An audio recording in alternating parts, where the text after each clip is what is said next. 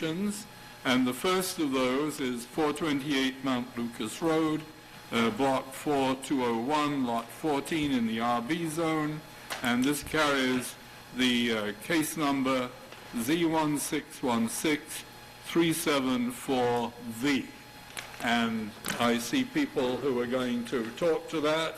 There are seats in the front which make it easier to hear you in all probability. All right, sure. These microphones, if they have little red lights on them, seem to work better. And Mr. Bridger, do you need to make any comments about this case? It's coming back to us. Just to give a quick update, they've redesigned the plans. The only variance on the plans is a setback to height variance for the chimney. I'll let them speak about that. They've indicated that they will eliminate that variance. So the variances that they would need would be the required lot area, which is 130,680 square feet. They have an existing lot of 45,481. The lot width requirement's 200. The existing is 151, and lot frontage variance is required 200, and they have 151. So they redesigned the house so that it doesn't have the previous variances for this side yard setbacks. And I think Karen has a... Well, Mr. Bridger, I was... Mr. Bridger was sworn in last time. Well, we'll swear you in again. I'm afraid I was speaking with the board secretary. You swear affirm your testimony this evening will be truthful, Mr. Bridger? Yes, I do. All right. Mr. Schatzman, just one housekeeping matter. Since we have a limited number of board members who heard the testimony that you originally presented, I would suggest in order for all members, for you to again present your architect, and I think you have your client, so I think it'd be best to represent the application. And the board has jurisdiction. Noticing has been given several times. Because we carried it, and you did send out Courtesy by ordinary mail. Mr. I sent a copy of the affidavit to Mr. Bridger on the courtesy letters. Did you get it? Yes, sir. Okay, good. I sent him an affidavit. Fine. So then why don't you Okay. start your case? Okay. Mr. Singer, want to be sworn in again? Swear in, please. Yes. Mr. Singer, do you swear affirm your testimony this evening will be truthful? Yes, I do. Thank you. Could you turn your microphone on as well? Yeah. Good. That's a good beginning. Now you have to talk into it. Good. All right, Mr. Singer, very briefly, what are your qualifications? I'm a licensed architect in the state of New Jersey and Pennsylvania. I've been licensed since 1988, and I've made presentations before boards throughout Mercer County, Hunterdon County. We have no trouble with the qualification. Okay. And the plans were prepared by you, and you viewed the site and the surrounding areas, correct? That's correct. All right. You heard Mr. Bridger state that we're going to eliminate the chimney on the house. Is that correct? Yes, at the board's discretion. Right. And that eliminates the side yard variance and the height setback ratio. The height correct? setback ratio is the variance. Okay. So you've done away with the chimney?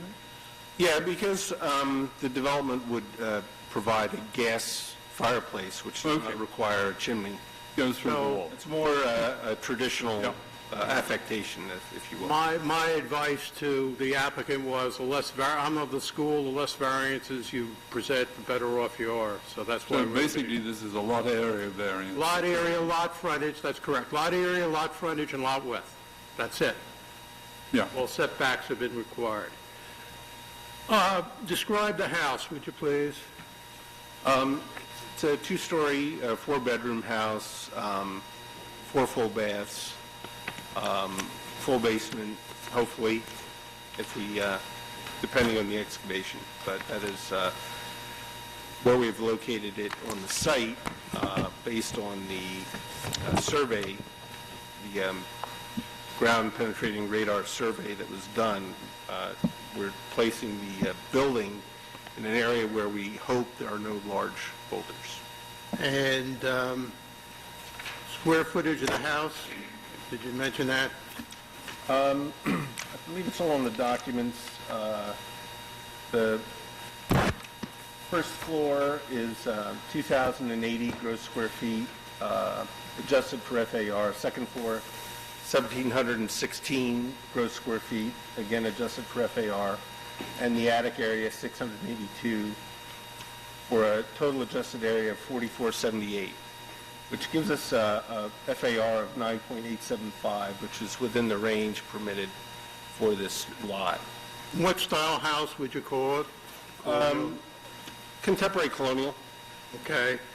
And having as your testimony, as I asked you, that you observed the area, in your view as an architect, does it fit in with the neighborhood as far as the house size and style? Yes. Yeah, I did a study, and I can present this if the board wishes. Yeah, please present it to make the record complete. And hand these out. There's two documents in here. One is the neighborhood study, and then the other one is the actual adjacent property study, to see if any of the properties adjacent to our property. You want to mark these? I'm going to mark that, let him hand it out. We're going to mark that as A1 with a date of December 14th, 2016. And it's for the record, keep the record complete. You want to describe what it is, Mr. Singer? Yes. The first page is the summary analysis of the properties that are directly adjacent to the subject property. If you look on ZB1, we can, all the adjacent lot numbers are indicated here, and they would correspond to the lot numbers on the analysis page. We really don't have any opportunities to get a compliant lot through land purchase without creating additional nonconformities in adjacent properties. And what about Also, it may entail the removal of improvements on those properties, which would be a reduction in taxes, and really no impetus for the seller necessarily, unless they could get the money. Yeah, what about the sizes of the lots surrounding in the houses? Are they compatible with what we're trying to do here? Yes. If you look at the neighborhood analysis, what we're proposing, a two-story, two-car garage house, is within the is the most desired sort of development that you can find in this general neighborhood going up and down Mount Lucas Road. There are some single-story houses, but by and large, we're in the main or the type of development that we're proposing. Okay. And so the styles, the sizes of the lot, the house sizes are all about the same in the neighborhood Yes. fit in? Yes. And again, the neighboring properties, you can't do anything because they would be non-conforming, Correct. and they would necessitate variances on their part, correct? That's correct. Okay. Now, the existing house, as it exists today, it has non-conformities, does it not? It does. What are they? The house is non-conforming in its side yard setback, 16 feet from the property line where 30 feet is required, and as a result, the height to setback ratio is also in violation.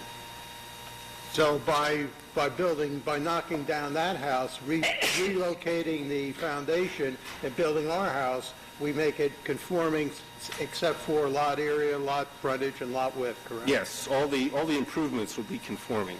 Okay. I just have the applicant to ask him a few questions, but any questions from Mr. Singer? Do we have any questions? No. So why don't you keep on? Okay. Mr. Rogers? Yep, right here. Oh, there you go. He snuck up on me. Yeah. Could you be sworn in? Yes. Do you swear if your testimony this evening will be truthful? Yes. Thank you. All right. You're the applicant, correct? Correct. And at my direction, did you send letters to the surrounding property owners by certified mail? Yes, I did. And could you give me a copy of the letters?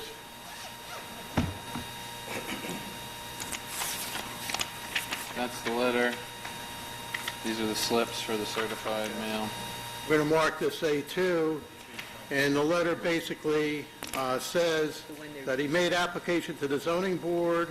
It abuts your property. We're in the RB zoning, or we're subject to the RB zoning ordinance of Princeton. We ask that they volunteer, or not volunteer, ask if they, for fair market value, will sell us lands to make our lot conform. Alternatively, we ask them, if you have any interest in purchasing the lot at a fair market value, which in this instance means a building lot price as if the variances have been granted.